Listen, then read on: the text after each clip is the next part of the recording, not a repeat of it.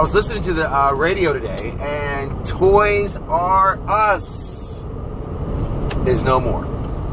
Absolutely no more. 740 stores will be closing today or tomorrow. That's it. That's it.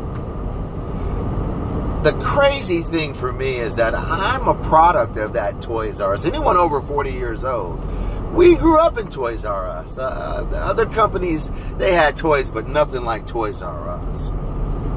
They ruled in the late 70s, 80s, and into the 90s. They were king. The problem with Toys R Us, and the reason why they unraveled is, not for lack of a better word, the word is greed.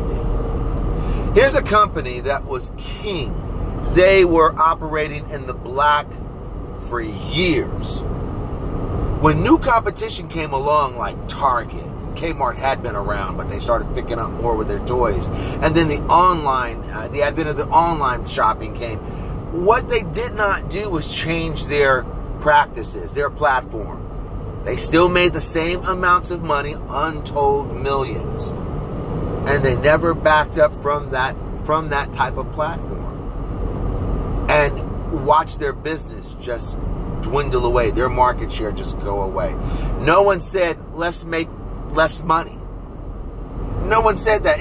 That is a horrible thing to say in the business world. Let's make less money. I mean, I guess it's a horrible thing because they won't do it. If you have a company that's making $100 million for 10 years and some other innovation comes along and starts to take that market share, the executives don't take less money. That's insane. They should be the first individuals to step up and say, let's take less money to stay competitive. Toys R Us did not do that. I'm pretty sure the people who owned Toys R Us back in the day, they got out. They got out at the top of the game. You know, that's something about in business. Greed is supposed to be a good thing, but it's never a good thing.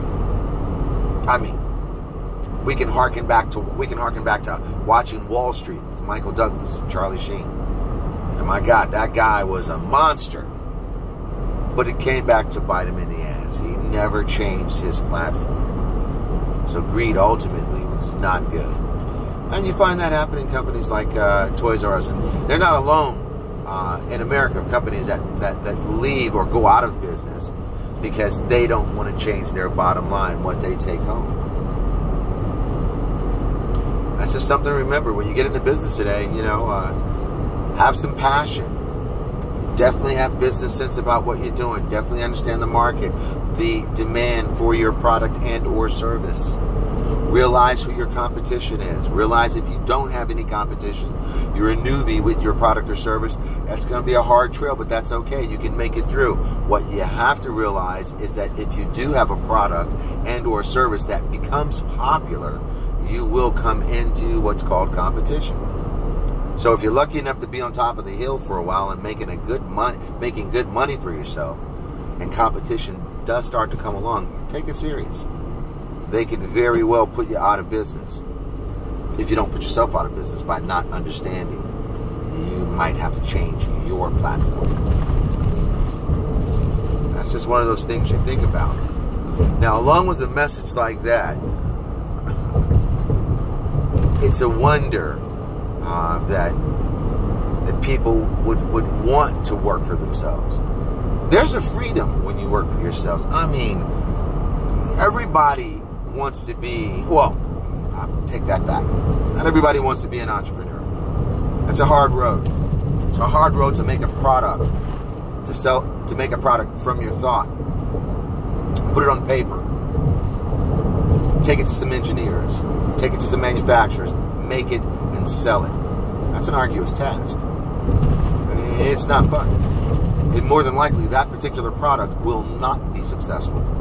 Because the odds here are, when you do products, you have to put more of them out there, you know, because you live and learn. You know, nobody's hitting one out of the park with their first job. It doesn't happen with any regularity. It does happen, but with no regularity. The average product maker and the average service provider, they stumble and they fumble and they a lot of times reinvent themselves and or the product. So this is what you have to look forward to. I'm kind of split here. I've got some choppy traffic right in front of me.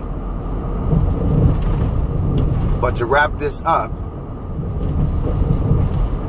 keep in mind your bottom line when you're out there starting your business. One day you could be a Toys R Us, but don't be the one that went out because they didn't change the platform and they couldn't afford to stay in the game because they wanted the same or more money. It's interesting. It's crazy. And just to touch on what I said earlier, the people who may have owned Toys R Us back in the day sold it. You know, when people got into that, whoever the second buyers were or the third buyers, they had to keep that up to try to make what they made getting into that game. And that, my friends, is definitely not a recipe for success. Not long-term success. So, here's my Toys R Us story. I salute you, Toys R Us. You gave us a great run. Hope you guys are having a great day. Talk to you soon.